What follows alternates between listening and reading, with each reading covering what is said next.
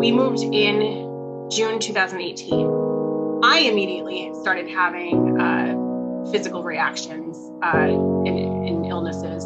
I just brushed it off as stress. I remember the day that we were moving in and signed the lease, I had a horrible headache, and I just brushed it off as we had been through a lot, and also the changing climates. We also noticed it with the kids as well, just getting out of bed. I remember waking up in the morning astonished that I was waking up in more pain and more tired than how depleted and exhausted and in pain I was the night before. It just affected everything with our, physical illnesses, emotional and mental health, even like our spirituality and faith, was definitely tested. And that was really hard, especially being that sick, we just didn't really have much of a fighting chance. But we discovered it was mold through their third-party mold assessor, and it still affects us. And that's the hardest thing that I think a lot of people just don't understand.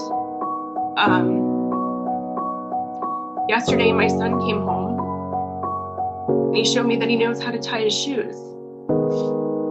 He had known how to tie his shoes prior to moving into mold, and he had lost that ability. He is extremely intelligent. It was just, I had been watching a podcast on, I think it was Mary Akerley, and how in mold you can't assimilate new information. And I saw that. I experienced that, out at the ranch. I couldn't tie a daisy chain. I've taken a course in trauma,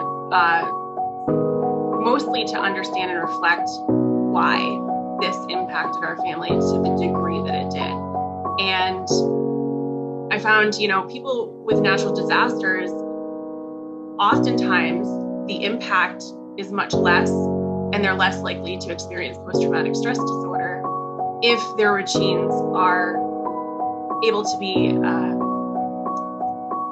implemented and returned to at a faster pace. And looking back at what happened with our family, it was 2+ years. I would argue 3 before we really got back to some type of what any other family would look like as normalcy.